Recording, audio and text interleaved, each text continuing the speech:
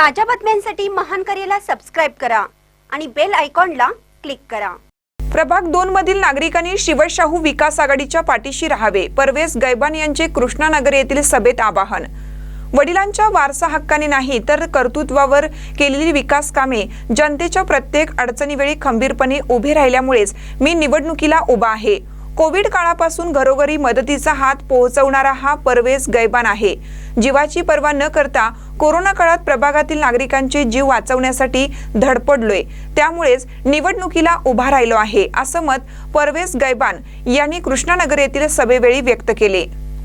माझ्यासोबत असणारे रणजित जाधव यांचं काम वाघाच्या मंडळाच्या माध्यमातून वाघासारखे झाले आहे। आम्ही दोघेही सतत जनतेसाठी उपलब्ध आहोत। जनतेच्या कोणत्याही अडीअडचणी असो, दुःख असो, त्या ठिकाणी गैबान व जाधव ही जोडी सदैव पाठीशी राहिली आहे। यासह आमच्यासोबत असणारे यास्मिन तासगावे व पद्मा सावरतकर हे अत्यंत प्रतिकूल परिस्थितीतून उभा राहिलेल्या कुटुंबातील व्यक्ती आहेत।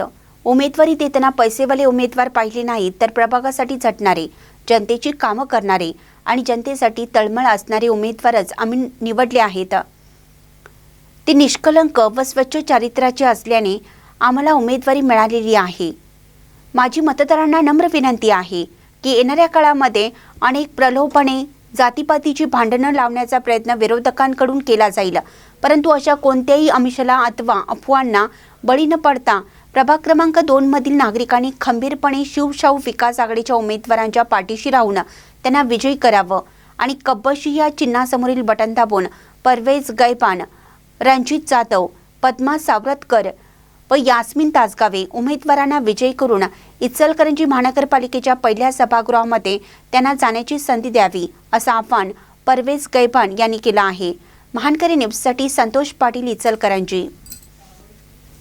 येणाऱ्या काळामध्ये आपल्याला वेगवेगळे प्रलोभन दिले जातील। आपण फक्त एक लक्षात ठेवायचं की आपल्याला, तुम्हाला विनंती करतो, मी आज जे आपल्या समोर उभा आहे, मी माझ्या वडिलांचं नाव घेऊन नाही, त्यांच्या कामाचा वारसा घेऊन नाही, तर मी माझ्या कामावर आपल्या समोर मत मागायला उभा आहे। येणाऱ्या काळामध्ये ज्या पद्धतीनं काम करणार आहे, आम्ही उमेदवारी देत असताना आमच्या उमेदवाराकडे किती पैसे आहेत हे बघून उमेदवारी दिलेली नाही आहे। गणेश दादांचं पण आपलं काम माहीत आहे, त्यांनी पण आपल्या प्रभागामध्ये विकास कामे केलेली आहेत। अत्यंत गरीब विक्रेते होते, फळ विक्रेते करत करत, जागेची दलाली करत, तेही गरीब कुटुंबातून वर आलेले व्यक्ती होण्यासाठी ते स्वतःहून जाऊन जातात। आम्ही सर्वांचा कामाचा अनुभव आणि माणसं बघून आम्ही उमेदवारी दिलेली आहे। येणाऱ्या 15 तारखेला मतदानाचा दिवस आहे, कुठल्याही प्रलोभनाला बळी पडू नका असं आपल्याला आश्वासित करतो आणि आपली रजा घेतो। जय हिंद, जय महाराष्ट्र। भी है, खुदा हर एक में है, हर एक में ईश्वर भी है। ये रक्षाबंधन आली की बहीण ओवाळते आणि भाऊ ओवाळणी देतो, उलटी गोष्ट घडलेली आहे।